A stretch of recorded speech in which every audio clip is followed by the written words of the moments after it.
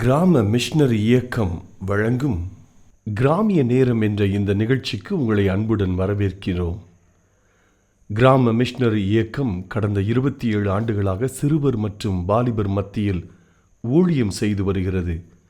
800க்கும் மேற்பட்ட மிஷனரிகளோடு தமிழ்நாட்டில் உள்ள 38 மாவட்டங்கள் உட்பட ஆந்திரா, ஒடிசா, கர்நாடகா, சத்தீஸ்கர், ஜார்க்கண்ட் மற்றும் மத்திய பிரதேசம் ஆகிய மாநிலங்களிலும் நற்செய்தி பணியை செய்து வருகிறது.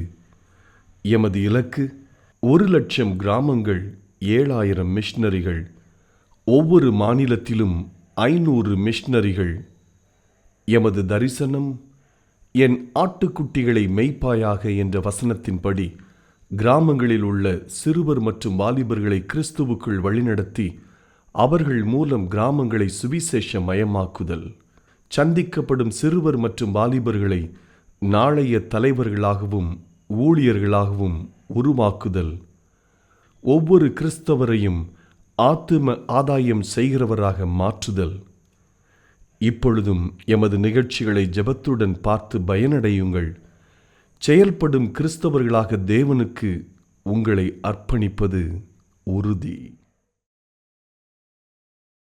ஹலோ நேயர்களே, உங்ககிட்ட ஒரு நிமிஷம் பேசலாமா? ஒருத்தர் தன்னோட கையில ஒரு அழகான வாட்ச் கட்டியிருந்தாராம். ஆனா அந்த வாட்ச் எப்பயுமே அவர்கிட்ட சண்டை போட்டுக்கிட்டே இருக்குமா. நான் உன்கிட்ட போய் வந்து மாட்டிக்கிட்டேன் பாரு, இப்ப உனக்கு மட்டும்தான் நான் பிரயோஜனமா இருக்கேன். அந்த பெரிய டவர்ல இருக்க கிளாக்க பாரு, அது எத்தனை பேருக்கு பிரயோஜனமா இருக்கும்னு எப்ப பார்த்தாலும் சண்டை போட்டுக்கிட்டே இருந்ததா. ஒரு நாள் அவர் தன்னோட வாட்சை கழட்டி அந்த பெரிய டவர் மேல ஏறி அந்த பெரிய கிளாக் கிட்டக்கு அந்த வாட்சை தொங்க போட்டுட்டு வந்துட்டாராம். அப்பதான் அந்த வாட்சுக்கு தெரிஞ்சான், இதுக்கு முன்னாடி வரையாது ஒருத்தருக்கு அது பிரயோஜனமா இருந்தது, ஆனா இப்போ யாருக்குமே பிரயோஜனம் இல்லாம இருக்கு. இதே போலதான் நம்மளும், நான் அங்க இருந்தா நல்லா இருக்குமே, நான் அந்த ஸ்கூல்ல படிச்சிருந்தா நல்லா இருக்கும், நான் அந்த கம்பெனில இருந்தா நல்லா இருக்கும், நான் அந்த ஊர்ல இருந்தா சூப்பரா இருக்கும்னு எல்லாருக்குமே இந்த தாட்லாம் வரும்.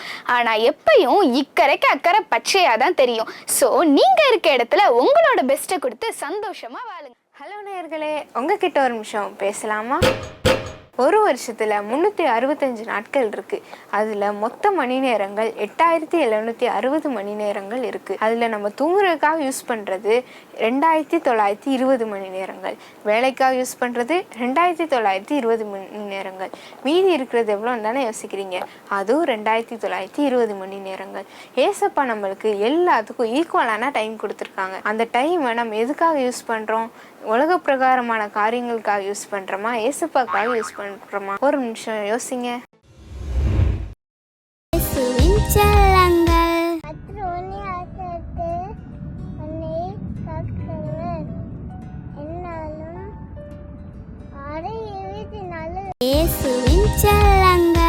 சங்கீதம் 124. மனுஷன் நமக்கு விரோதமாக எழுப்பின போது கர்த்தர் நமது பக்கத்தில் ஏறாவிட்டால், கர்த்தர் தாமே நமது பக்கத்தில் ஏறாவிட்டால், அவர்கள் கோபம் நம்மேல் எரிகையில் நம்மை உயிரோடு விழுங்கி இருப்பார்கள். அப்பொழுது தண்ணீர்கள் நம்மேல் பாய்ந்து வெள்ளங்கள் நம் ஆத்துமாவின் மேல் பெருகி கொந்தளிக்கும் ஜனங்கள் நமது ஆத்துமாவின் மேல் புரண்டு போயிருக்கும் என்று இஸ்ரவேல் இப்பொழுது சொல்வதாக. நம்மை அவருடைய பற்களுக்கு இரையாக ஒப்பு கொடுக்காதிருக்கிற கர்த்தருக்கு ஸ்தோத்திரம். வேருடைய கண்ணிற்கு தப்பின குருவியை போல நம்முடைய ஆத்துமா தப்பிற்று. கண்ணீர் தெளித்தது, நாம் தப்பினோம். நம்முடைய சகாயம் வானத்தை பூமி உண்டாக்கினா கர்த்தருடைய நாமத்தில் உள்ளது.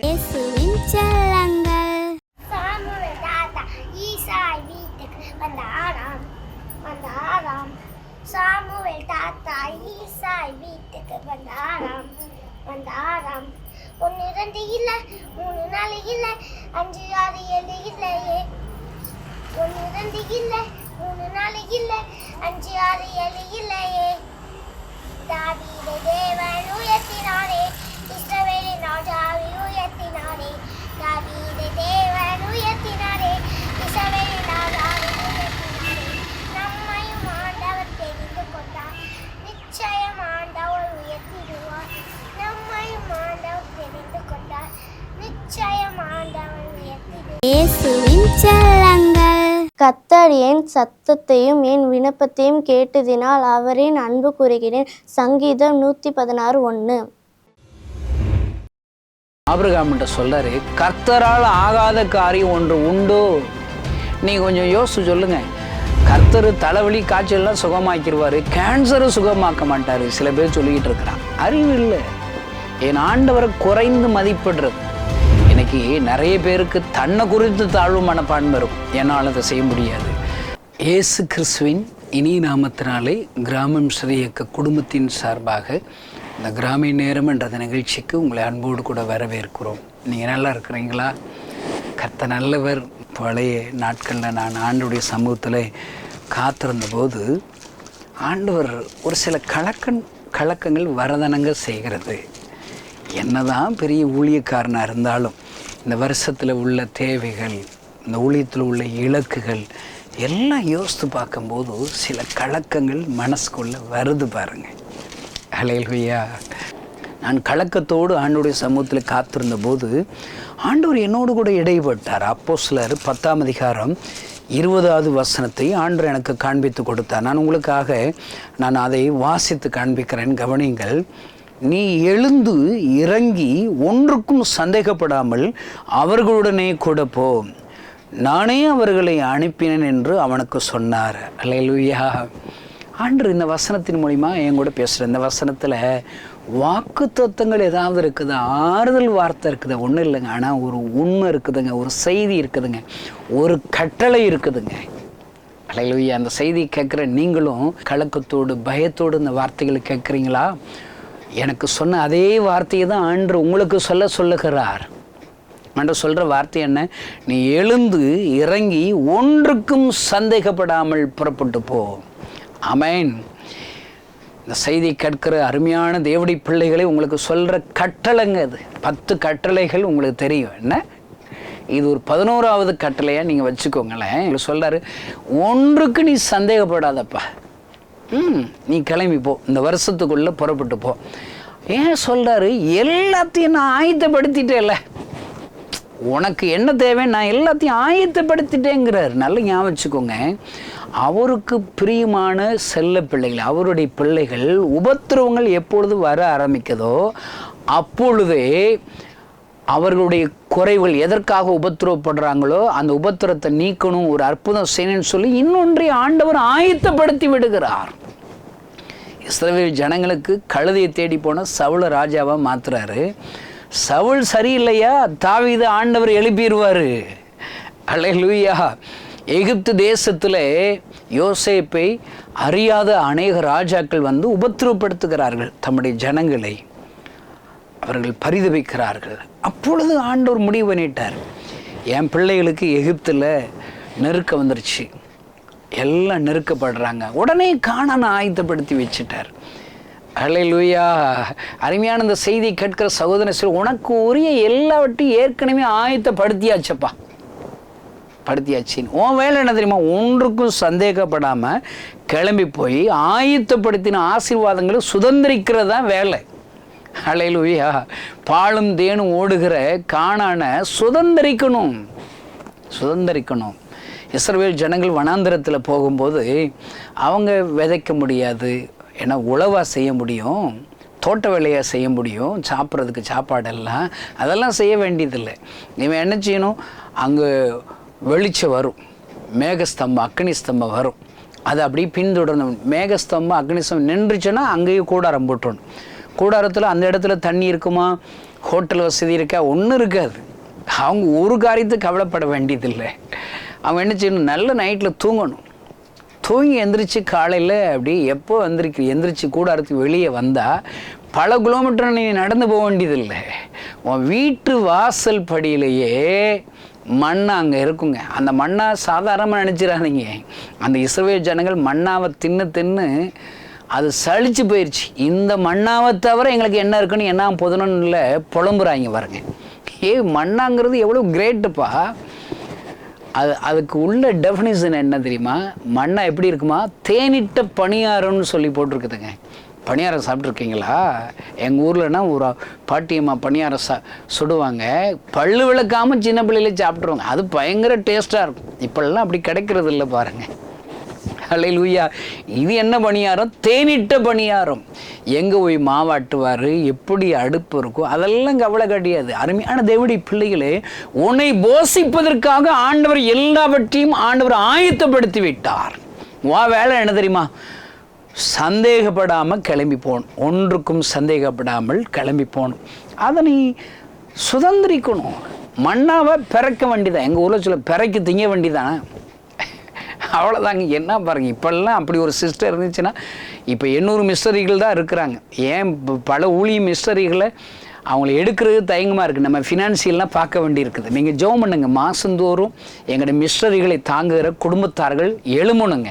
என்னை பொறுத்தளவுக்கு ஒரு குடும்பமும் ஒன்று முழு நேர மிஸ்டரியாக மூத்த பிள்ளையை அனுப்பி வச்சிடும். முதல் பிள்ளை எல்லாம் ஏசப்பாவுக்கு தாங்க சொந்தம். அப்படி அனுப்பி வைக்கலையா அவங்க குடும்ப சார்பாக ஒரு மிஸ்டரிக்கு காணிக்க கொடுத்துடணுங்க. ஒரு மிஸ்டரி அனுப்பிடணும். ஒரு குடும்பத்தில் இருக்கிற 4 பேருக்குன்னா 4 பேரும் 4 பேர் பேரால் மிஸ்டரிகளை அனுப்பணும். திருப்தியாக கூடாது. ஐயோ நாங்கள் மிஸ்டரியை அனுப்பிட்டோம்ல, திருப்தியாக இருக்கக்கூடாது. 1 அனுப்புனீங்கன்னா 2 அனுப்புங்க, 2 அனுப்பிட்டீங்கன்னா 3 அனுப்புங்க. ஒரு நண்பர் எனக்கு இருக்கிறார். அவர் நான் முகத்தை கூட பார்த்தது கிடையாது. ஆன்லைனில் சும்மா ஒரு லைவில் செய்தி கொடுத்தோம். அவர் என்ன சொல்கிறாரு, ஹிந்துலேருந்து ரட்சிக்கப்பட்ட ஆண்டுடைய பிள்ளை, நான் 10 மிஸ்டரியை நான் தாங்குறேங்கிறாரு. எனக்கு பரிதா, ஐயோ 10 மிஸ்டரி மாதந்தோறும் தாங்குறீங்களா, கொஞ்சம் பார்த்து 1-2 தாங்கினா போதுங்கிறேன். இல்லை பிரதர், ஏசப்பா அழுறாருன்னு சொல்கிறீங்களே, அவர் தான் பிரதர் எனக்கு வேலை கொடுத்தார், அவர் தான் பிரதர் என்னை கனப்படுத்தினார், நான் ரோட்டில் கிடக்கிறவனை ரட்சித்து அபிஷேகத்தை இவ்வளோ பெரிய வேலை கொடுத்துருக்கிறா, எனக்கு நல்ல வருமானம் இருக்குது, 10 மிஸ்டரிக்கு உங்களுக்கு நான் காணிக்க தருவேங்கிறார். எத்தனை அன்பு ஐயா, அல்லேலூயா.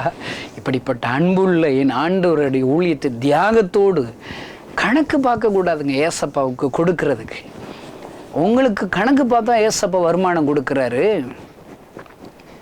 எவ்வளோ ப்ளஸ் பண்ணுறாருங்க. என் பிள்ளை நல்லா இருக்கட்டும், ஆசீர்வாதமாக இருக்கட்டும்னு சொல்லி கொடுக்குறாருல. நீங்களும் ஏசப்பாவுக்கு உங்களுடைய அன்பை காமிக்கிறதுக்கு போட்டி போடணுங்க. தாவீது எனக்கு ரொம்ப பிடிக்குங்க. அவன் என்ன சொல்கிறான், ஆண்டவருக்கு நான் ஆலயத்தை கட்டுவேங்கிறான். போட்டி பாருங்க. ஆண்டவர் சொல்கிறார், நீ ஒன்றும் ஆலயத்தை கட்ட வேண்டாம், உன் கையெல்லாம் போரிட்டு ரத்த கரை இருக்குது, உன் பிள்ளை கட்டட்டும் அப்படிங்கிறார். ஆனால் நான் உனக்கு ஒரு வீடை கட்டுவேங்கிறார். பாருங்க, ஆண்டவருக்கும் தாவீதுக்கும் போட்டி. போட்டியில் யார் ஜெயிக்கிறா? ஆண்டவர் தாங்க ஜெயிக்கிறாரு. அந்த அன்பு இருக்கணுங்க. நீங்கள் ஏசப்போட போட்டி போடுங்க. ஆண்டவரை, நீங்கள் இவ்வளோ தான் வருமானம் கொடுக்குறீங்களா, நான் இதில் இவ்வளோ உமக்கு கொடுத்துருவேன். அதாங்க போட்டி. தனக்கு கொடுத்து எல்லாவற்றையும் ஆண்டவர் கொடுக்கிற குடும்பத்தார்கள் உண்டு. தனக்கு போக எல்லாவற்றையும் ஏசப்பாவுக்காக கொடுக்கிறவர்கள் உண்டு. அல்லேலூயா. எங்களுக்கு காணிக்க கொடுக்குற ஒவ்வொரு குடும்பத்தார்களுடைய நிலைமைகள் எல்லாம் பார்த்த ஒரு தம்பி ஒரு வெளிநாட்டில் தெருக்கூட்டுற வேலை பார்க்குறான் பாருங்க. அவன் மாதந்தோறும் 2 மிஸ்டரிக்கு காணிக்க கொடுக்குறாங்க. அதையெல்லாம் கேட்டபோது என் கண்கள் எல்லாம் கண்ணீர் வந்தது ஐயா. எத்தனை அன்பு ஐயா. அவன் சொல்கிறான், கணேசன், என்னால் உங்கள் மிஸ்டரி பணியை நான் செய்ய முடியல, ஆனால் எனக்கு தெருவு தான் கூட்டுறேன், ஆனாலும் என் ஆண்டவருக்காக ஏதாயிலும் செய்ய வேண்டுமே என்று சொல்லி தியாகத்தோடு காணிக்கை கொடுக்குற ஒரு தம்பி ஐயா. அமேன், அல்லேலூயா. நான் சொல்கிறேன், இப்படி தியாகத்தோடு கொடுக்குற அநேகர் எழும்படி நீங்கள் ஜெபியுங்கள் ஐயா. அதுதான் ஆண்டவருடைய சித்தம். அதற்காகத்தான் ஆண்டவர் நம்மை ஏற்படுத்தி இருக்கிறார். அல்லேலூயா. பாருங்க, ஆண்டவர் சொல்கிறாரு, நான் உனக்கு எல்லாம் ஆயத்தப்படுத்திட்டேன், நீ முதல்ல சந்தேகப்படாமல் புறப்பட்டு போகணும்ப்பா. ஒரே இடத்துல அழுதுகிட்டு உட்கார்ந்தே இருக்கக்கூடாது. இந்த செய்தி கேட்கிற சகோதரேஸ்வரர், எனக்கு வேலை கிடைக்கும்னு சொல்லி வீட்டுக்குள்ளேயே கதவு மூடிக்கிட்டே இருந்தேன்னா எப்படி உனக்கு வேலை கிடைக்கும்? நீ புறப்பட்டு போப்பா. முதல்ல ஆண்டவர் உன்னை ஆயத்தப்படுத்தி வச்சிருப்பார். நீ போ, ஜெபத்தோடு போ. உனக்கு ஆண்டவர் அதை காண்பித்து கொடுப்பார். பாருங்க, நான் ஊழிய ஆரம்ப நாட்களில் நான் ஊழியம் செய்கிறேன். எனக்கு காசு சாப்பிட்றதுக்கு எப்படி வரும்? ஊழியத்துக்கு எப்படி வரும்? கிறிஸ்தவங்க தான் தரணும். ஆண்டவரை ஏற்றுக்கொள்ளவங்க உள்ளத்தில் அவர் பேசுவார்.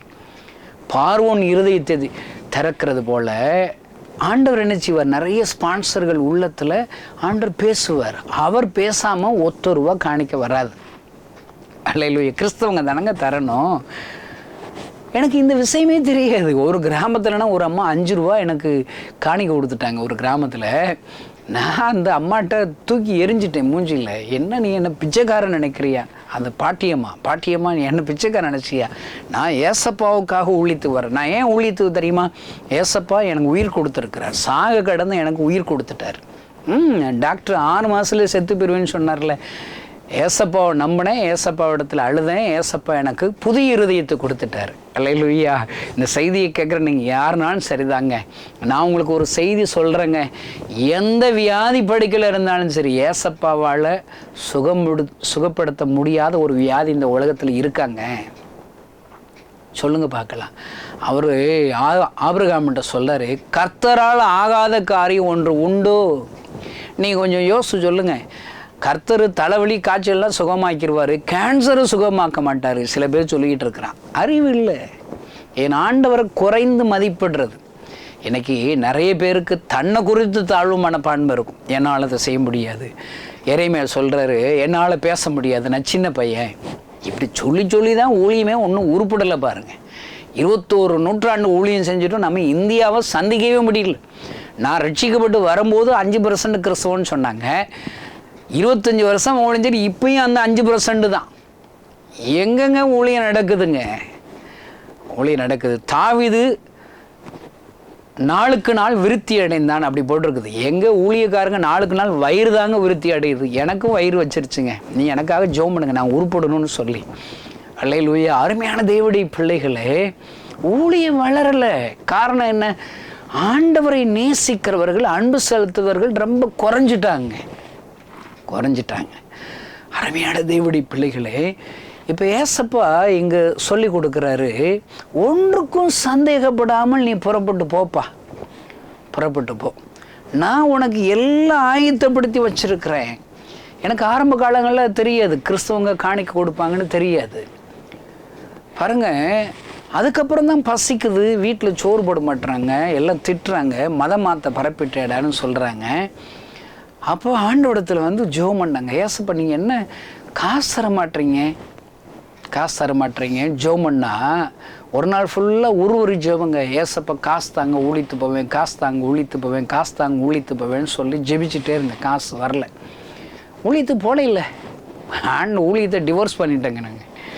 அதெல்லாம் முடியாது, நீங்கள் ஒழுங்காக காசு தாங்க. எனக்கு காசு எப்படி ஒரு வானத்துலேருந்து பொத்துன்னு வருமா தெரில பாருங்க. விவரம் புரியல. ஏன்னா நாங்கள் ஊழியத்துக்கு வந்து 1.5 வருஷம் கழிச்சு தாங்க முழு பைபிளே கிடச்சிது. அதனால தான் இன்றைக்கி என்னை போல் யார் கிராமத்தில் இருக்கிறவன் பைபிள் எங்கே விற்குதுன்னு எனக்கு தெரியாதுங்க, எங்கே வாங்கணும்னு தெரியாது. அது காசு வேணும் இல்லைங்க. என்னை போல் யார் இருக்கக்கூடாதுன்னா மாதத்துக்கு ஒரு 1000 பைபிளாவது வாங்கணும்னு சொல்லி நிறைய பேர்கிட்ட காணிக்கை சேகரித்து வாங்கி கொடுத்துக்கிட்டு இருக்கிறேன். அல்லேலூயா. கர்த்தர் நீங்களும் வாங்கி கொடுங்க. அதாங்க பெரிய ஊழியம். வேத வசனங்களை விதைக்கணுங்க. அது ஒரு நாளும் அது பலன் தராமல் போகாது. கட்டாயம் 100க்கு 100 பலனை என் ஆண்டவர் கொடுப்பார். பாருங்க, காசு கிறிஸ்தவங்க தான் தரணும்னா அப்போ நிறைய பேர் எழுப்ப வேண்டியது தானே. ஏசப்பா காசு தாங்க. ஒரு நாள் ஃபுல்லாக ஜெபம் பண்ணே வரல, 2வது நாள் ஜெபம் பண்ணே வரல, 3வது நாள் நான் பாருங்கள் தூங்கிட்டே இருப்பேன். தடால்னு கொஞ்சம் மொழி போகிறதா, ஆண்டவர் காசு தாங்க ஒழித்துப்பேன் ஜெபிச்சுட்டே இருப்பேன். விட மாட்டேங்க, சண்டை போட்டுக்கிட்டே இருக்குது ஏசப்பாட்டு. என்னை பொறுத்தளவுக்கு அது ஆரோக்கியமான உறவுகள் எனக்கும் ஏசப்பாவுக்கு இருக்குது. நான் பார்க்குற வழிநடத்துகிற ஊழியக்காரர்களுக்கு, கிராமத்தில் இருக்கிற வாலிப தம்பிமார்கள் தங்கச்சிமார்களுக்கு நான் சொல்லுவேன், ஏசப்பா கூட உறவு வச்சுக்கோங்க. என்ன உறவு? சண்டை போடுன்னா அவர்கிட்ட சண்டை போடுங்க. ஆண்டவர்கிட்ட சண்டை போட்டு பழகிட்டீங்கன்னா மனுஷங்கள்கிட்ட சண்டை போடுறத நிறுத்திடுவீங்க. ஏன்னா எல்லாம் அவர் கையில் தாங்க இருக்குது. அவர் சொல்லிட்டார்ல, என்னால் இல்லாமல் உங்களால் ஒன்றும் செய்ய முடியாது. நீங்கள் இந்த செய்தியை கேட்குற யாரையா மனுஷார்கள்ட்ட நீங்கள் போட்டுக்கிட்டு இருக்காங்க, சண்டையை போட்டுக்கிட்டு இருக்கிறாங்க. நீங்கள் வாங்க முழங்கால் போட்டுக்கிட்டுங்க, அங்கே சண்டை போடணும். ஆண்டவரே அந்த பார்வோன் இருதயத்தை தரங்க, கல்லான இருதயத்தை சதையாக மாற்றுங்க, அடைக்கப்பட்ட வாசல்கள் திறங்க. நீங்கள் ஜெபிக்க போகிறீங்க. அப்போஸ்தலர் 12 வாசித்து பாருங்களேன். அங்கே இப்போ சிறைச்சாலில் பேதுரு போட்டாச்சு. எனக்கு ரொம்ப பிடிக்குங்க பேதுரு. அவன் தலையை சீவி கொல்ற மாதிரி அங்கே சூழ்நிலைகள் இருக்குது. அவன் மாட்டுக்கு கட்டப்பட்ட நிலைமையில் அவன் மாட்டு தூங்கிக்கிட்டு இருக்கிறான். இதுதாங்க கிறிஸ்தவ வாழ்க்கை. நீங்கள் ஒன்றுக்கும் சந்தேகப்படாமல் ஆண்டவர் மேலே ஒரு பூரண அன்பு இருக்குதாங்க. நீங்கள் நல்லா தூங்குவீங்க. நிறைய பேர் சொல்லுவாங்க, எனக்கு தூக்கமே வரல, என்ன நடக்க போதோன்னு. ஏன் வரல? உனக்கு அவிசுவாசம். ஆண்டவர் மேலே அவிசுவாசம் இருக்குது, பயம் இருக்குது. ஆண்டவரை ஏற்றுக்கொள்ளாதவங்க தூக்கொள்ளாமல் இருக்கலாங்க. ஏசப்பாவை ஏற்றுக்கொண்டுட்டாலே அவர் எல்லாம் பார்த்துக்கிடுவார்ல, பார்த்துக்கிடுவார். நிறைய கிறிஸ்தவங்களுக்கு அறிவு இருக்குதுங்க, ஆனால் புத்தி கிடையாதுங்க. செயல்பாடு வேணுங்க. வசனத்தை அறிஞ்சாப்புல நீ பெரிய ஆளா? என்ன பிரயோஜனம்? அதை செயல்படுத்தணும்ல. நிறைய பேர் ஹீப்ரு மொழி படிக்கிறதுல அதில் ஒரு பெருமை பாருங்க. நானும் ஹீப்ரு மொழி படிச்சுட்டு இருக்கேன், என்னத்த மொழியும் படித்து தொலை. ஆனால் நீ ஏசப்பாவை ப்ராக்டிக்கலாக விசுவாசித்து செய்து காமிக்கணும். எனக்கு ஹீப்ரு மொழி தெரியாதுங்க, எனக்கு பயங்கர அட்ராக்ஷன் தெரியாதுங்க, டான்ஸ் ஆட தெரியாதுங்க, பாட்டு பாட தெரியாதுங்க, கோர்வையாக பிரசங்கம் பண்ணவே தெரியாதுங்க. ஆனால் ஏசப்பாவுடைய அன்பு எனக்கு தெரியுங்க. எங்கள் அப்பா என் கூட இருக்கிறாருன்னு எனக்கு தெரியுங்க. அவருக்காக அன்பின் நிமித்தமாக நான் ஊழியம் செய்கிறேன் ஐயா. எனக்கு வருகிற காணிக்கை உண்மையாக மற்றவர்களுக்கு பகிர்ந்து கொடுப்பதனால்தான் எனக்கு 800 மிஸ்டரிகள் என்கிட்ட இருக்கிறாங்க. இதெல்லாம் எனக்கு தெரியுங்க. ஆண்டவர் என்னை பயன்படுத்துகிறார் ஐயா. சாகுமறை அவருடைய ஊழியத்தை செய்யும்படி ஒப்பு கொடுத்துருக்கிறேன். இந்த மிஸ்டரி பணியை செய்யும்படி ஒப்பு கொடுத்துருக்கிறேன். எனக்காக இன்னும் அதிகமாக ஜெபியுங்கள் ஐயா. அல்லேலூயா. நீங்கள் நிறைய படித்து என்ன பிரயோஜனம்? நீங்கள் செஞ்சு காமிங்க. அருமையான தேவனுடைய பிள்ளை, இன்றைக்கு ஏசப்பா என்ன பார்த்து சொல்கிறாரு, ஒன்றுக்கும் சந்தேகப்படாமல் உனக்கு என்னென்ன எப்பப்போ தேவை எல்லாம் ஆயத்தப்படுத்தி வச்சுட்டேங்கிறாரு. பாருங்க, நான் 3 நாளாக பணம் தாங்கன்னு கேட்டால் ஆண்டவர் ஒரு 3ஆவது நாளில் சொல்கிறாரு, பணம் வரணும்னு இங்கேயே உட்காந்துக்கிட்டு இருந்தால் எப்படிடா பணம் வரும்? கிளம்பி போடா ஆண்டவர் சொல்கிறார், புறப்பட்டு போ. நிறைய பேருங்க இன்னைக்கு ஊழியக்காரர்களே பெரிய சர்ச்சு கட்டிடுவாங்க, ஆனால் ஆத்துமாக்கள் கொஞ்சம் தான் இருக்கும். என்னை பொறுத்தளவுக்குங்க நான் என்ன சொல்லுவேன், முதல்ல ஆத்துமாக்களை சம்பாதிச்சுட்டா சர்ச்சு அவங்க கட்டிடுவாங்க. அல்லேலூயா. பாருங்க, நான் இப்போ ஒரு சர்ச்சுக்கு போயிருந்தேன். 5.5 கோடியில் அவங்க சர்ச்சு கட்ட போகிறாங்க. அவங்க சர்ச்சில் ஒரு 200 குடும்பத்தார்கள் இருக்காங்க. ஐயோ, இவ்வளோ தேவைகள். அதெல்லாம் ஒன்றும் இல்லை பிரதர், போட்டி போட்டு வந்து கொடுக்குறாங்க. ஒரு குடும்பத்துக்கு ஆளுக்கு 2 லட்சம் 3 லட்சம், கொஞ்சம் வசதியானுங்க 5 லட்சம் கொடுத்து வந்துடும் பிரதருங்கிறாங்க. அதுதான் ஆத்துமாக்களை முதல்ல சம்பாதிக்கணும். இன்றைக்கி நிறைய சபைகளில் கட்டடத்தில் அவங்க விசுவாசத்தை காமிப்பாங்க. கட்டடம் என்னையா பிரயோஜனம்? ஆத்துமாக்கள் இருந்தால் கட்டடம் வந்துடும். பாருங்க, அவங்க அங்கேயே உட்காந்துக்கிட்டு இருப்பாங்க. இன்றைக்கி ஊழியமே எப்படி இருக்கு தெரியுமா? ஒரு ஊழிய நண்பர், என் மேலே அன்புள்ள ஒரு நண்பர், பெரிய ஒரு மிஸ்டரி ஊழியத்தில் ஒரு தலைவராக இருந்தவர். அவர் என்னை பார்த்து சொன்னார், ஆரம்ப காலங்களில் நீங்கள் சிறுவர்கள் வாலிபர்கள் கிராமங்களில் ஊழியம் சரி, ஆனால் சர்ச்சு கட்ட மாட்டீங்களே. இப்போ நம்ம 1000 சர்ச்சு கட்டணும்னு சொல்லி எல்லா இடத்துலையும் சொல்கிறோம். அந்த சர்ச்சு கட்டி நாங்களே வச்சுக்க போகிறதில்ல. எந்த ஊழியர் மூலியமாக அந்த சர்ச்சு கட்டப்படுகிறதோ அந்த ஊழியக்காரர்டே அந்த சர்ச்சை கொடுக்கணும்னு சொல்கிறதா எங்களுடைய நோக்கம். அவங்க பார்த்துக்கிடுவாங்க. எல்லா ஊழியமும் ஒரே இது செய்ய முடியாதுங்க. சுவிசேஷ ஊழியத்தை செய்யணும். அல்ல, போதகர்கள் அவங்க சர்ச்சு ஊழியத்தை செய்யணும். ஒவ்வொருத்தருக்கும் ஒரு அழைப்பு இருக்குது. எல்லாம் இன்றைக்கி பாருங்க, சுவிசேஷகராக ஆண்டவர் என்னை அழைச்சான்னு வந்தவங்க எல்லாம் சர்ச்சை ஆரம்பிச்சிட்டாங்க. சர்ச்சை ஆரம்பித்து சுவிசேஷனை வரும்போது பிரசங்கம் பண்ணுறதுக்கு எல்லாம் அழைச்சிருப்பாங்க. அந்த பிரசங்கம் பண்ண சர்ச்சில் இருக்கிற ஆத்துமாக்களை உடைச்சி கொண்டு போயிட்டாங்க நிறைய ஊழியக்காரங்க. அழைப்புல கரெக்டாக இருக்கணுங்க, உண்மையாக இருக்கணும். அல்லேலூயா. பாருங்க, அந்த ஊழியக்கார நண்பர் என்கிட்ட சொன்னார், நீ சர்ச்சை ஏன் கட்ட மாட்டுற? நாங்கள் கட்டுவோங்க, கட்டி அவங்க அப்படி செய்யக்கூடாது, நீங்களாக வச்சுருக்கணும் அதுங்கிறார். அவர் கடைசியாக என்ன தெரியுமா சொல்ல, ஃபுட்பால் விளையாண்டு கோல் போடாமல் விட்டா என்னங்க விளையாட்டு? நீ அப்படி தாண்டா ஊழி இருக்குது, கோல் இல்லாத ஊழிங்கிறார். நான் அவர்கிட்ட பார்த்து சொன்னேன், ஃபுட்பால் ஒரு 11 பேர் விளையாடுறாங்கன்னா கோல் எத்தனை பேர் போடணும்? ஒரே ஒரு ஆள் தான் கோல் போடணும். மீதி 10 பேர் நினச்சினோம் அந்த ஒருத்தர் கோல் போட்டதுக்கு பாலை பாஸ் பண்ணி அவருக்கு ஹெல்ப் பண்ணணும். இன்றைக்கி நம்ம நிலைமை, ஊழியக்காரருடைய நிலைமை என்ன தெரியும்? எல்லாரும் கோல் கம்பத்தில் இருக்கான். யாருங்க எதிரிகிட்ட இருந்து பாலை அடித்து கொண்டு வர்றது? எங்கெங்க உருப்பிடும்? நம்ம நினைச்சு வெளியே புறப்பட்டு போனுங்க. ஆத்துமாக்கள் காத்திருக்கிறது, கிராமங்கள் காத்திருக்கிறது, கிராமங்கள் பாழாய் கிடக்கிறது.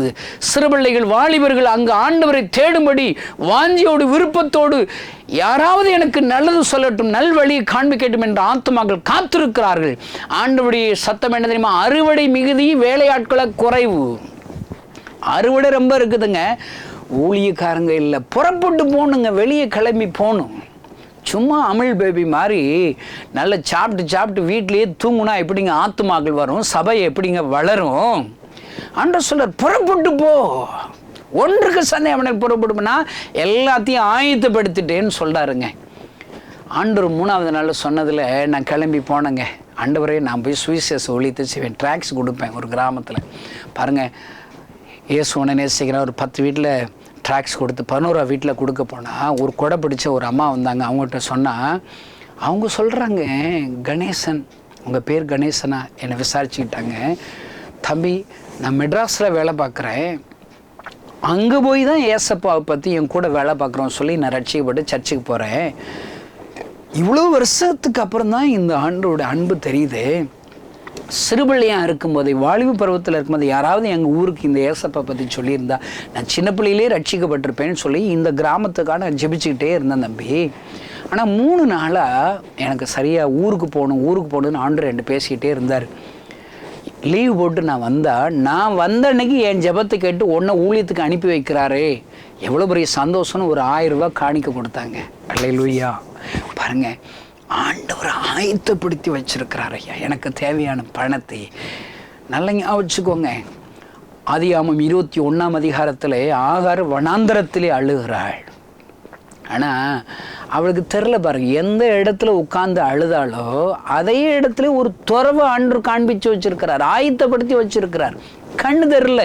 இந்த செய்தியை கேட்கிற சகோதரியே, இன்றைக்கு ஆண்டவர் உனக்கு சொல்லுகிறார், ஒன்றுக்கும் சந்தேகப்படாமல் புறப்பட்டு போ. உனக்கு தேவையான துறவுகளை ஆண்டவர் வைத்திருக்கிறார், வழிகளை ஆண்டவர் வைத்திருக்கிறார் ஐயா.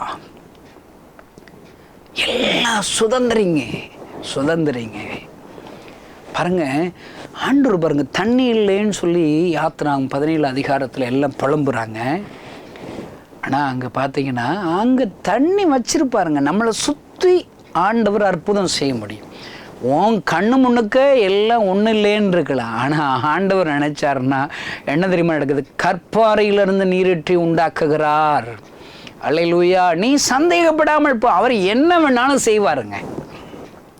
காற்றை பார்க்க மாட்டேன், மழையை பார்க்க மாட்டேன், ஆனால் உனக்கு தண்ணி வேணுமா? தண்ணி வரும். அருமையான இந்த செய்தியை கேட்கிற சகோதரேஸ்வர, இந்த வருஷத்துல நிச்சயம் ஒன்றும் கவலைப்படாதீங்க, பயப்படாதுங்க. ஆண்டவர் சொல்றாரு, உனக்கு தேவையான அற்புதத்தை நான் செஞ்சு முடிச்சிட்டேன்ப்பா, எல்லாம் நீ சுதந்திரி. குழந்தை பாக்கி உண்டாகும், வேலையை ஆண்டவர் உனக்கு ஆயத்தப்படுத்தி விட்டார். உன் கடன் பிரச்சனை மாற்றும்படி ஒரு தேவ திட்டம் ஆண்டவர் நிறைவேற்ற போகிறார். ஆண்டவர் புதிய வழிகளை திறப்பார். உன் வியாதி படுக்கை மாறும்.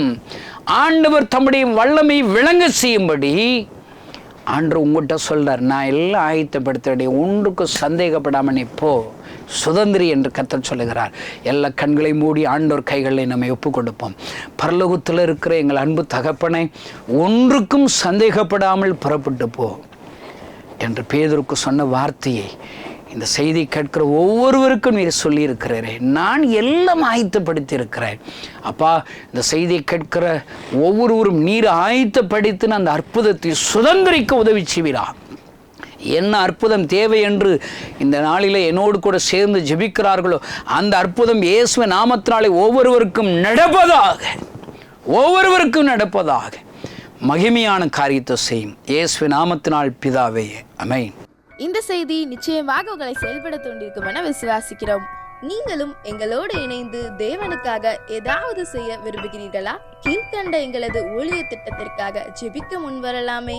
தமிழ்நாடு மற்றும் பிற மாநிலங்களிலும் ஆலயம் கட்ட தேவையாய் உள்ள 1000 கிராமங்களில் இடம் வாங்கி ஆலயம் கட்டப்பட ரூபாய் 5 லட்சமோ அல்லது அதில் ஒரு பகுதியோ கொடுத்து ஆலயம் கட்டி கொடுப்போர் எழும்ப ஜெபியுங்கள். சூனேமியால் எலிசாவுக்கு ஒரு அறை வீட்டை கட்டி கொடுத்தது போல புதிய மிஷனரிகள் தங்கி பயிற்சி எடுப்பதற்கு ரூபாய் 2 லட்சம் கொடுத்து ஒரு மிஷனரி வீட்டை கட்டி கொடுப்போர் எழும்ப ஜெபியுங்கள். நாம் சந்திக்கும் வாலிபர்கள் மற்றும் ஆரம்ப விசுவாசிகளை கிறிஸ்துவுக்குள் வளரச் செய்ய ரூபாய் 300 கொடுத்து முழு வேதாகமும் வாங்கி கொடுப்போர் எழும்ப ஜெபியுங்கள். நாம் பணி செய்யும் 8 மாநிலங்களிலும் உள்ள 880 மிஷனரிகளை மாதந்தோறும் ரூபாய் 10,000 கொடுத்தோ அல்லது இயன்ற காணிக்கையை கொடுத்தோ தாங்குவோர் எழும்ப ஜெபியுங்கள். தமிழ்நாடு மற்றும் பிற மாநிலங்களிலும் துரிதமாக சுவிசேஷம் அறிவிக்கவும் பின்தொடர் பணிக்காகவும் சுவிசேஷ வாகனங்கள் வாங்கி கொடுப்போர் எழும்ப ஜெபியுங்கள். தங்கள் வாலிப மற்றும் சிறு பிள்ளைகள் ரட்சிக்கப்பட, அபிஷேகிக்கப்பட மற்றும் இயேசுவுக்கு சாட்சியுள்ள பிள்ளைகளாக வளர கண்மணி பிள்ளைகள் இயேசுவுக்காக திட்டத்தில் தங்கள் பிள்ளைகளை இணைக்கிற பெற்றோர்கள் எழும்ப ஜெபியுங்கள். இந்தியா முழுவதிலும் இன்னும் துரிதமாக நம் மிஷனரி பணிகள் நடக்க மாதந்தோறும் அல்லது வருடத்திற்கு ஒரு முறையாவது ரூபாய் 1000 கொடுத்து எழுப்புதல் விரும்பும் பங்காளர் திட்டத்தில் இணைகிற அநேகர் எழும்ப ஜெபியுங்கள். மேலும் எங்களோடு தொடர்பு கொள்ள விரும்பினால் திரையில் காணும் எங்கள் முகவரியும் குறித்துக் கொள்ளுங்கள். கிராம மிஷனரி இயக்கம், தபால் பெட்டி எண் 51, விருதுநகர் 626001. இந்த நிகழ்ச்சியையோ அல்லது எங்கள் ஊழியத்தையோ நீங்கள் தாங்க விரும்பினால் எங்கள் தொலைபேசி எண்ணை குறித்துக் கொள்ளுங்கள். 7378000444. கர்த்தர் தாமே உங்களை ஆசீர்வதிப்பாராக.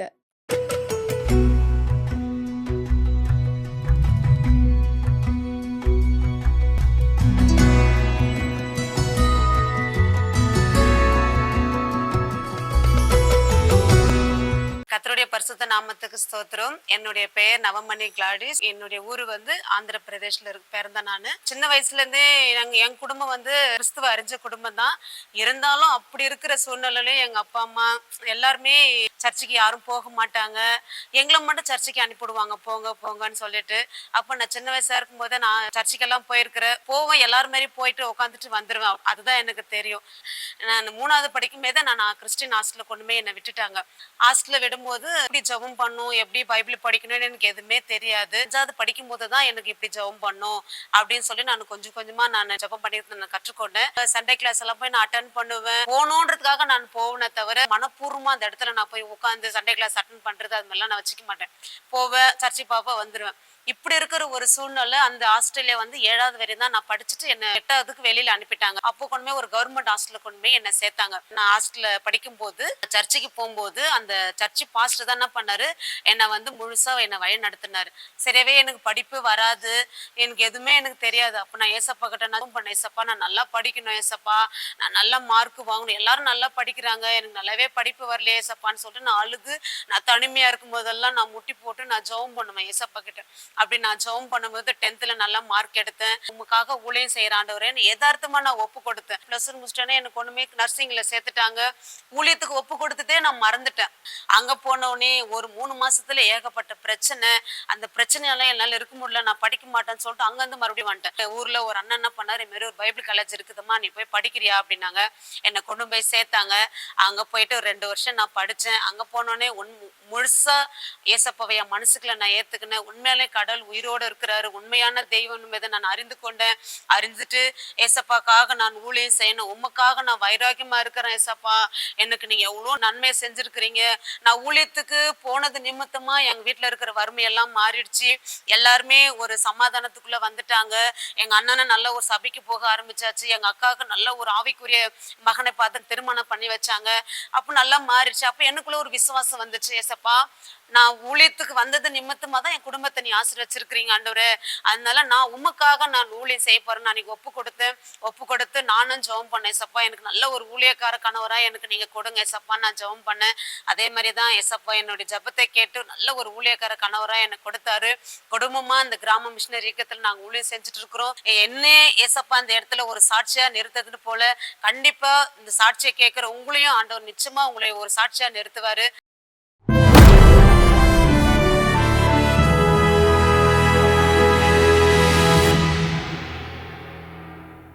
நான் சில கிறிஸ்தவங்க வாழ்க்கையில் வரக்கூடிய பிரச்சனைகள் சந்திக்கும் போது அவங்க கேள்வி எப்படி இருக்கும் அப்படின்னு சொன்னால், பைபிளில் இப்படிலாம் ஆண்டவர் செஞ்சாரே எனக்கு ஏன் செய்யலை, ஏதாவது ஒரு பிரச்சனை வந்திருக்கும். அவங்க பைபிளில் ஏதாவது ஒரு உதாரணத்தை வைத்து பைபிளெல்லாம் இப்படி ஆண்டவர் செஞ்சாரே எனக்கு ஏன் செய்யலை, இப்படி ஒரு கொஸ்டினிங் ஆட்டிடியூட் இருந்துட்டாலே நம்ம பார்த்தோம். பேதுருவில் சொல்லப்பட்ட தேவனை குறித்த அறிவு குறைவாக இருக்கும்போது அங்கே சமாதானம் குறைஞ்சிரும், குழப்பமாயிரும்.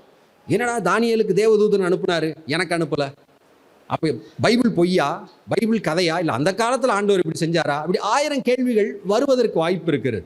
நம்ம பார்த்த அப்போஸ்தலர் 12 பேதுருவை கொலை செய்வதற்கு அங்கே ஜெயிலில் வச்சிருக்கும் போது ஒரு தேவதூதன் அப்போஸ்தலர் 12:7 ஒரு தேவதூதன் ரிலீஸ் பண்ணுறார். சூப்பர் நேச்சுரல் அப்படி கையில் உள்ள விலங்கு அப்படி விழுது, இரும்பு கேட், அப்படியே அந்த பிரிசன் கேட்லாம், சிறைச்சாலை கதவுகள் அப்படி தானாக திறந்து காப்பாற்றப்படுகிற சம்பவங்கள் புதிய ஏற்பாட்டில் எழுதியிருக்கு. இன்றைக்கும் ஆண்டவர் அதை செய்ய முடியும், செய்கிறார். ஆமென். இப்படியும் தேவன் நம்மை விடுதலை செய்யக்கூடும். இப்படி மட்டும்தான் விடுதலை செய்வாரா? இல்லை. இன்னும் எப்படிலாம் தேவன் கிரியை செய்வார் அப்படின்னு சொல்லி நிறைய பைபிளில் பார்க்கலாம். ஆதி ஆகமத்தில் யோசேப்பு என்கிற தேவ மனிதனை பார்க்கிறோம். யோசேப்பு எகிப்துக்கு கொண்டு போகப்பட்டான். பார்வோனுடைய பிரதானியும் தலையாரிகளுக்கு அதிபதியுமாகிய போத்திபார் என்னும் எகிப்து தேசத்தான் அவனை அவ்விடத்திற்கு கொண்டு வந்த இஸ்மவேலிடத்திலே விலைக்கு வாங்கினான். தானியேல் ஆண்டவர் எப்படி பாதுகாத்தார்? தேவ தூதனை அனுப்பி என்ன செஞ்சாரு? பாதுகாத்தார். இங்கே அந்த தேவ தூதனெல்லாம் அனுப்பலை.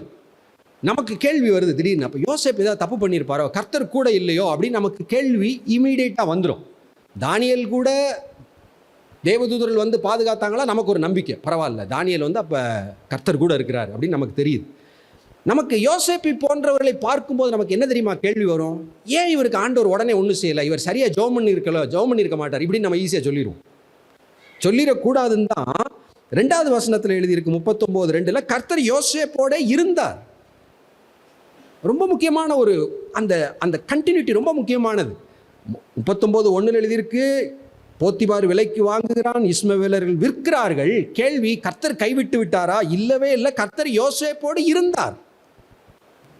அதே 39 யோசேப்பினுடைய எஜமான் அவனை பிடித்து ராஜாவின் கட்டளையால் காவலில் வைக்கப்பட்டிருக்கும் சிறைச்சாலையிலே அவனை ஒப்புவித்தான். அந்த சிறைச்சாலையிலே அவன் இருந்தான். 21 கர்த்தரோ யோசேப்போடு இருந்து. ரொம்ப ரொம்ப முக்கியமான வசன அந்த கண்டினியூட்டி, தொடர்ச்சி. கர்த்தர் யோசேப்போடு இருந்தார்னு தெரிகிறது நல்ல விஷயம், அவர் ஜெயிலில் போட்டார்னு தெரிகிறது நல்லது தான். அடுத்தடுத்து அங்கே எழுதப்பட்டது தான் அது. அதனுடைய ஸ்பிரிச்சுவல் ட்ரூத்துடைய இம்பார்ட்டன்ஸே அங்கே தான் இருக்குது. தானியேலை உடனடியாக ஆண்டவர் காப்பாற்றினார், உண்மைதான். தேவதூதன் வந்து அப்படியே சிங்கங்களின் வாய்களை அடைத்து சூப்பர் நேச்சுரலாய் பாதுகாக்கப்பட்ட இன்ஸ்டன்டேனியஸ் மிராக்கிள் நடந்தது, உண்மைதான். இங்கே யோசேப்பு என்கிற மனிதன் 13 வருஷம் அநியாயமாய் பாடுபட்டு கொண்டே இருந்தார். நம்ம கேள்வி, கர்த்தர் கைவிட்டு விட்டாரா? யோசேப்பு ஜெபிக்கலையா? ஃபாஸ்டிங் இருக்கலையா? பைபிள் படிக்கலையா? பாவம் செஞ்சுட்டாரா? இப்படியெல்லாம் யோபின் நண்பர்களைப் போல நம்ம கேள்வி கேட்டக்கூடாதுன்னு சொல்லி எங்கெல்லாம் பெரிய கிரைசிஸ் வருதோ அந்த இடத்துல அவர் ஜெயிலுக்குள்ளே போடுறாங்க. அந்த போட்ட உடனே ஆவியானவர் எழுதுகிறார், கர்த்தரோ யோசேப்போடு இருந்து. எதுக்காக இந்த யோசேப்பை பற்றி இந்த விஷயத்தை நான் ஹைலைட் பண்ணுறேன்? நம்ம வாழ்க்கையில் பிரச்சனைகள் வருது, நெருக்கத்தோடையே நான் இருந்துகிட்டு இருக்கிறேன், கர்த்தர் கைவிட்டாருங்கிற அர்த்தம் கிடையாது. ஒருவேளை உத்தமமாக இருக்கிறோம், நம்ம கர்த்தருக்கு பரிசுத்தமாக இருக்கோம், வாழ்க்கையில் ஒரு குறைகள் வருதா, உடனடியாக அறிக்கை செய்து ஒப்புரவாகி விடுகிறோம், நமக்கு கேள்வி வரும், ஏன் ஆண்டவர் இன்னும் செய்யலை? கவலை இல்லை, பைபிள் வாசிக்கிறோம், ஓஹோ யோசேப்புக்கு இப்படிலாம் ஆண்டவர் செஞ்சிருக்கிறார், ஓகே அது போல இருக்கலாம் அப்படிங்கிற ஒரு சமாதானம் நமக்கு வந்துடும். அதை தான் பேதுரு சொன்னார், தேவனை அறிகிற அறிவினால் உங்களுக்கு கிருபையும் என்ன பெருகும்? சமாதானம் பெருகும். இந்த அறிவு இல்லாவிட்டால், ஒருவேளை சண்டே கிளாஸில் கேட்ட தானியேல் கதை மட்டும்தான் எனக்கு தெரியும்னு சொன்னால் எனக்கு குழப்பமாயிரும். பைபிளில் என்னமோ தானியேலை காப்பாற்றினார், என்னையை காப்பாற்றலாம் அப்படின்னு நம்ம புலம்பி விடுவதற்கு வாய்ப்பு இருக்கிறது.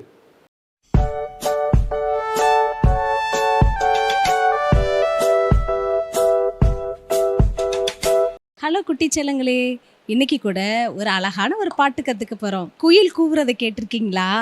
குக்கூ அப்படி சவுண்டு விடல, குக்கரு கூ அப்படி சேவல்லாம் கூவும்ல. ஆமாம், காலையில் எந்திரிச்ச உடனே காக்கா குருவிகள் எல்லாம் போடுற சத்தத்தை எல்லாம் நீங்கள் கேட்டிருக்கீங்க, அப்படி தானே? ஆமாம், அது என்ன சத்தம் போடுது, என்ன சொல்லுது தெரியுமா? ஏசப்பா தந்த வாழ்க்கைக்காக நன்றி சொல்லுது. பார்த்தீங்களா, பேர்ட்ஸ் கூட அனிமல்ஸ் கூட காலையில் எந்திரிச்ச உடனேயே ஏசப்பாவுக்கு நன்றி சொல்லி பாடுது. அப்போ நீங்களும் நானும் ஏசப்பாவை துதிக்கணுமா இல்லையா?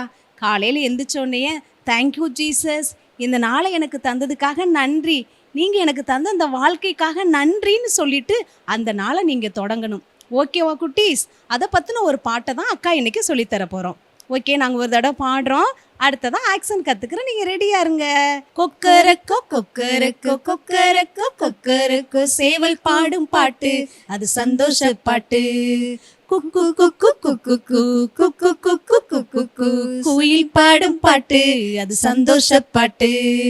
காலையில் அவை எழுந்ததும் நன்றி சொல்லி பாடிடுதே, காலையில் அவை எழுந்ததும் நன்றி சொல்லி ஆடிடுதே. கர்த்தர் தந்த வாழ்விற்காக நன்றி சொல்லிடுதே. கர்த்தர் தந்த வாழ்விற்காக நன்றி சொல்லிடுதே.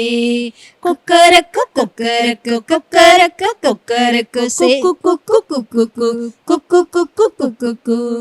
குட்டீஸ், உங்களுக்கு பாட்டு ரொம்ப பிடிச்சிருக்கும்னு நினைக்கிறேன். இப்போ ஒரு ஆக்ஷன் கற்றுக்க போகிறோம். ஓகேவா?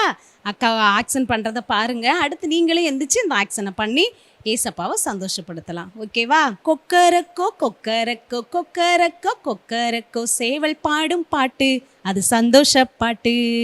குக்கு குக்கு குக்கு குக்கு குக்கு குக்கு கோயில் பாடும் பாட்டு அது சந்தோஷ பாட்டு. காலையில் அவை எழுந்ததும் நன்றி சொல்லி பாடிடுதே. காலையில் அவை எழுந்ததும் நன்றி சொல்லி ஆடிடுதே. கர்த்தர் தந்த வாழ்வுக்காக நன்றி சொல்லிடுதே. கர்த்தர் தந்த வாழ்வுக்காக நன்றி சொல்லிடுதே. கொக்கரக்கோ கொக்கரக்கோ குக்கு குக்கு குக்கு குக்கு குக்கு குக்கு. குட்டீஸ், இந்த பாட்டு உங்களுக்கு ரொம்ப பிடிச்சிருக்குன்னு நினைக்கிறேன். நீங்களும் காலையில் எந்திரிச்சோன்னே ஏசப்பாக்கு நன்றி சொல்ல மறக்காதீங்க. இந்த பாட்டை கற்றுக்கோங்க. பெரியவங்க நீங்களும் இந்த பாட்டை கற்றுக்கிட்டு சிறுவர் ஊழியத்தை செய்ய ஆரம்பிங்க. கர்த்தர் உங்களை ஆசீர்வதிப்பாராக.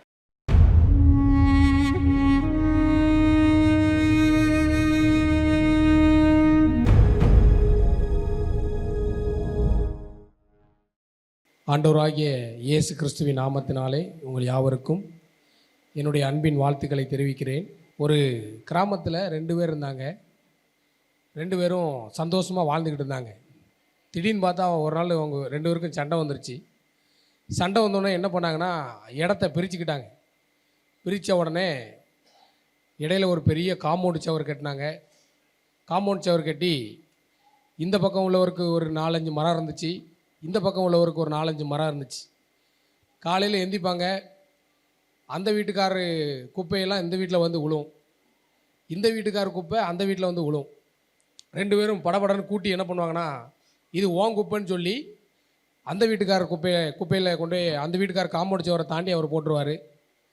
அவர் என்ன பண்ணுவார்னா, படபடன்னு கூட்டுவார், இது ஓன் மரத்துலேருந்து விழுந்த குப்பைன்னு சொல்லி அந்த குப்பையை எடுத்து என்ன பண்ணுவார்னா இவர் காம்பவுண்ட் சவருக்குள்ளே போட்டுருவார். டெய்லி இவங்களுடைய நடவடிக்கைகளை பார்த்து சண்டை என்ன செஞ்சிருச்சு, பெருசாகிக்கிட்டே வந்துச்சு. சண்டை பெருசானதை பார்த்துக்கிட்டு இருந்த ஏற்ற வீட்டுக்காரர் என்ன பண்ணார்னா, ஒரு நாள் நேராக வந்தார். ஏண்டா உங்களுக்கெல்லாம் அறிவு இருக்காடா, ஏதாவது யோசிக்கிற திறமை இருக்காடா, ஏண்டா இப்படி போட்டு பாடாப்படுத்துறீங்கன்னாரு. இதுக்கு என்னதான் வழின்னு சொல்லி வீட்டில் இருந்து ஒரு தீக்குச்சி எட்டு வந்து அந்த குப்பை எல்லாத்தையும் என்ன செஞ்சிட்டாரு, எரிச்சிட்டார். எரித்த உடனே குப்பையெல்லாம் க்ளீனாக என்ன செஞ்சிருச்சு, மாறிடுச்சு. இதே போல் தான் அநேகருடைய உள்ளத்தில் நிறைய குப்பை இருக்குது. என்ன குப்பை இருக்குது? கவலைங்கிற குப்பை இருக்குது, பயம் என்கிற ஒரு குப்பை என்ன செய்யுது இருக்குது. அது மட்டும் இல்லை, அந்த குப்பையை நம்ம அடிக்கடி ஆண்டவர்கிட்ட ஜெபம் பண்ணி வெளியே தூக்கி எறிஞ்ச உடனே பிசாசு திரும்பவும் என்ன செய்கிறான், நமக்குள்ளே எடுத்து எடுத்து போட்டுக்கிட்டே இருக்கான். நம்மளும் பாருங்கள் குப்பையை சேர்த்துக்கிட்டே இருக்கிறோம். பிள்ளையை குறித்து கவலை, பொண்டாட்டியை குறித்து கவலை, புருஷனை குறித்து கவலை, இப்படி பல வகையான கவலைகள், பல வகையான பயங்கள், பல வகையான காரியங்கள் நம்ம இருதயத்தில் வச்சு என்ன செய்கிறோம், குழம்பிக்கிட்டே இருக்கிறோம். எவனோ ஒருத்தன் பேசின வார்த்தை திரும்ப திரும்ப நம்ம காதில் கேட்டுக்கிட்டே இருக்குது. யாராவது ஒருத்தன் நீ நாசமாக போயிடுவேன்னு சொல்லிட்டாங்கன்னா அது மட்டும் நம்ம காதில் என்ன செய்யுது, கேட்டுக்கிட்டே இருக்குது. ஏன்னா நம்முடைய இருதயம் எப்படி ஆகிட்டுனா குப்பையால் என்ன செஞ்சிருச்சு, நிறைந்திருக்கிறது. இன்றைக்கி அந்த குப்பையெல்லாம் வெளியேற்றினா ஒரு வழி இருக்குது. என்ன வழி?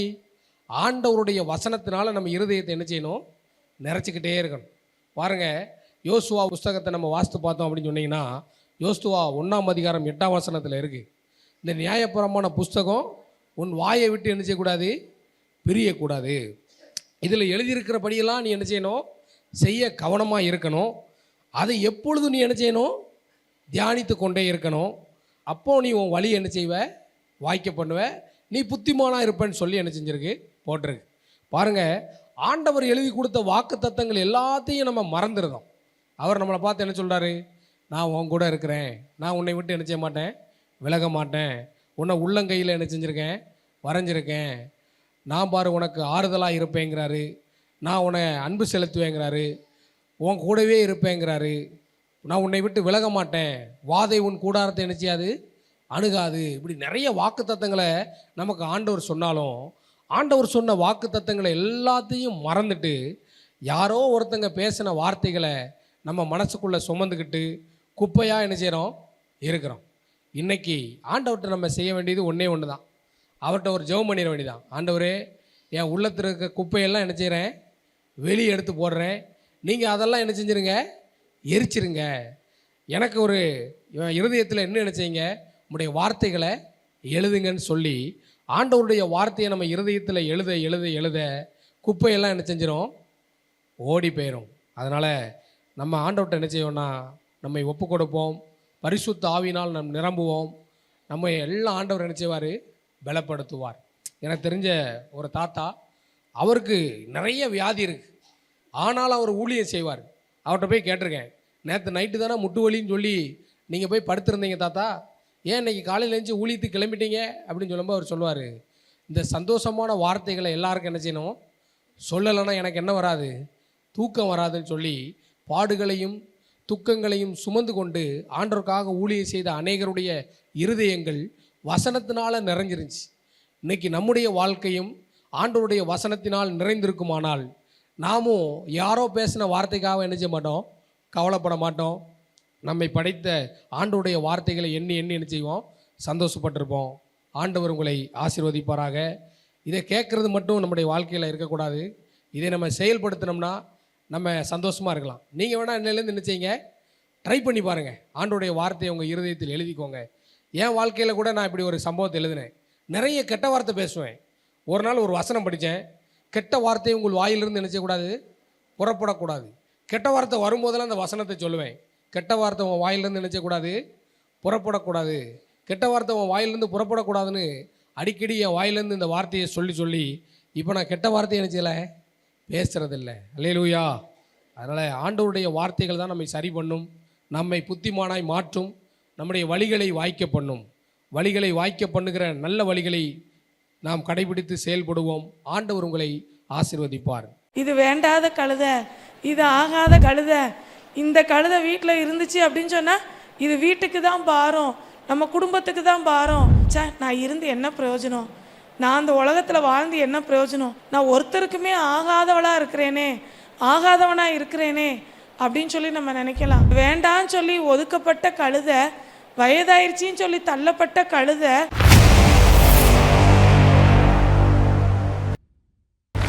ஒரு கிராமத்தில் ஒரு வீட்டு எஜமான் இருந்தாங்க. அவங்க அவங்க வீட்டில் ஒரு கழுதையை வளர்த்து வந்தாங்க. அந்த கழுதை அவங்களுக்கு ரொம்ப உதவியாக இருந்துச்சு. அவங்க சொல்கிற எல்லா வேலையும் அந்த கழுதை செஞ்சிகிட்டு இருந்துச்சு. பொதியை ஏற்றி விட்டால் எங்கே கொண்டு போய் இறக்கி வைக்கணுமோ கரெக்டாக இறக்கி வச்சு பல வருஷங்களாக அந்த எஜமானுக்கு உண்மையுள்ள வேலைக்கார கழுதையாக அந்த கழுதை வேலை பார்த்துட்டு இருந்தது. அடுத்து கொஞ்ச நாள் கழித்து பார்க்கும்போதுல அதுக்கு வயசாயிட்டு ஒரு நாள் ரோட்டில் நடந்து போகும்பொழுது ஒரு பள்ளத்துக்குள்ளே அந்த கழுதை விழுந்துருச்சு. உடனே இந்த கழுதை பள்ளத்துக்குள்ளே விழுந்துருச்சு அப்படிங்கிற செய்தி வீட்டு எஜமானுக்கு சொல்லி அனுப்புகிறாங்க.